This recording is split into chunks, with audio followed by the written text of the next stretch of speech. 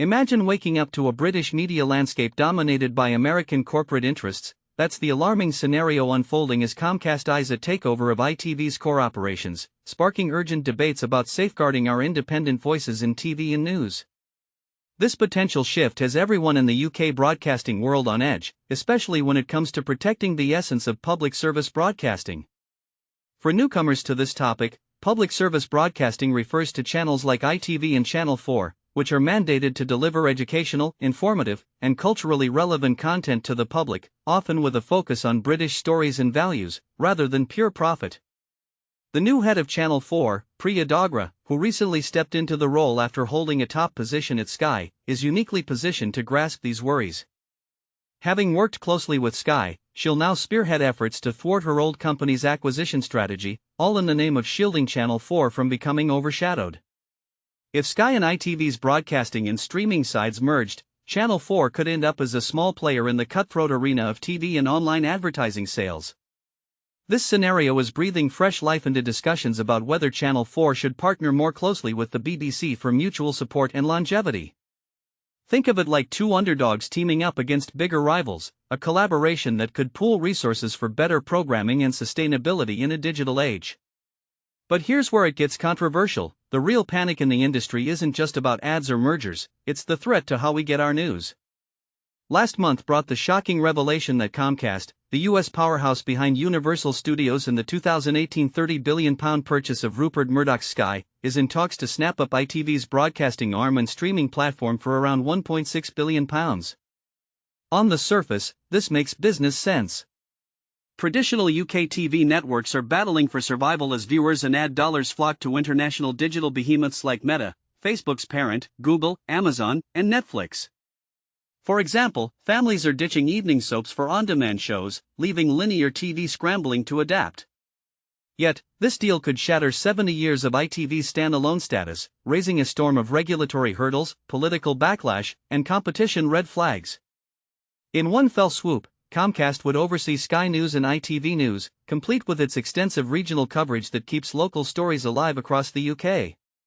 Plus, it'd hold the biggest slice of ITN, the independent outfit that crafts news bulletins for ITV, Channel 4, and Channel 5. Although Comcast's 40% stake in ITN is an outright control, with Daily Mail owner, Thomson Reuters, and Informa each at 20%, it would still give the American firm significant sway over the news feeds of nearly all major non-BBC channels. As one high-ranking TV insider put it, if this takeover pulls through, ITN's future becomes a hot-button political issue that no one can ignore. Comcast would essentially shape the news for every top channel except GB News and the BBC. And this is the part most people miss. Back in 2018, when Comcast acquired Sky, they pledged to sustain Sky News funding for 10 years, bumping it up yearly to match inflation. But with that promise nearing its end, questions swirl about whether the US giant will keep pouring money into Sky News, which runs on a £100 million annual budget yet reportedly bleeds up to £80 million in losses each year. Sky's CEO, Dana Strong, recently reassured her team that the channel would press on with news operations even without full Comcast backing, especially poignant given Comcast's recent layoffs at its US arm, NBC News. Reports suggest any formal ITV bid would come with ironclad assurances to Ofcom, the UK's media watchdog, not to tweak the public service broadcasting license conditions. These include firm commitments to nationwide and local news delivery.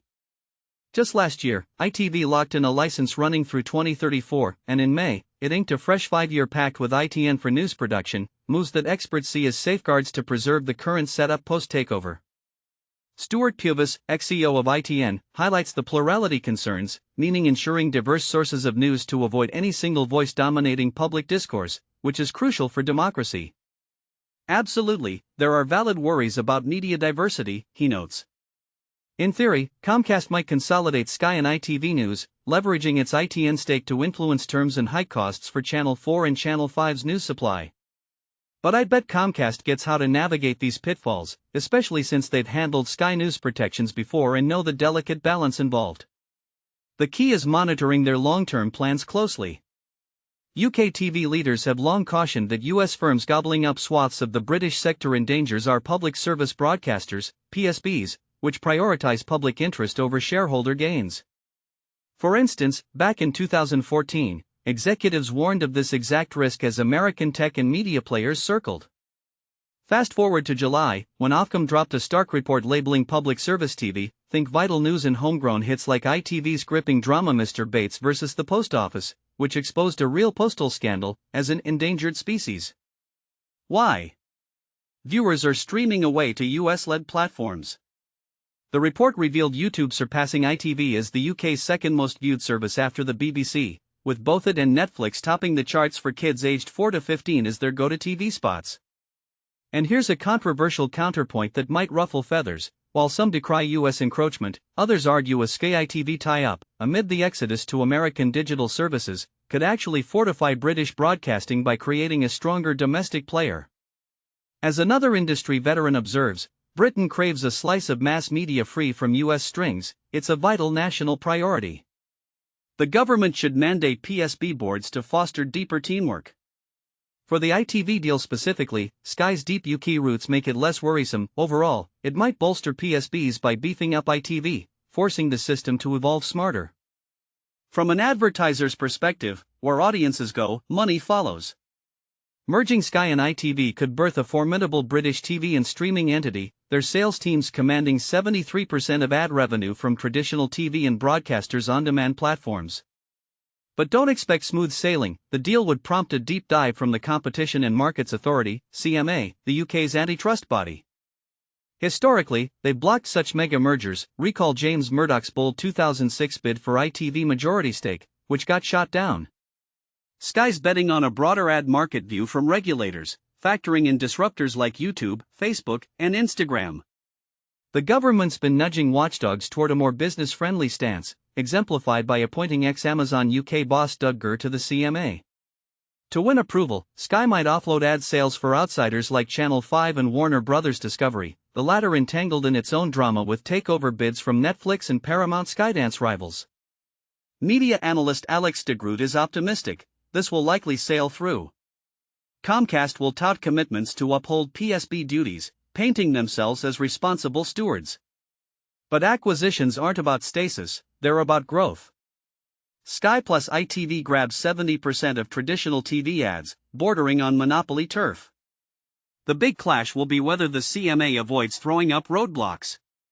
Channel 4 has fended off privatization pushes from conservative administrations, who claimed outside cash was needed to battle Netflix and YouTube. Now, with the BBC reeling from budget slashes, including a recent apology over editing a Donald Trump speech for a Panorama segment, and Channel 4's ad-dependent model under siege, whispers of BBC Channel 4 synergy from the last 15 years feel inevitable. Patrick Barwise, emeritus professor at London Business School in Management and Marketing, explains, deep funding cuts to the BBC since 2010, in real terms, combined with Channel 4's inherent revenue challenges, not their doing, might force that partnership. Channel 4's outsmarted gloomy forecasts time and again, but it's merely delaying the crunch. The runway's shortening fast. So, what do you think? Does letting Comcast deepen its UK media grip threaten our cultural independence, or could it inject the innovation needed to compete globally? Is closer BBC Channel 4 collaboration a smart survival tactic, or does it risk diluting their unique missions? Share your takes in the comments. Agreement, disagreement, or wild predictions welcome.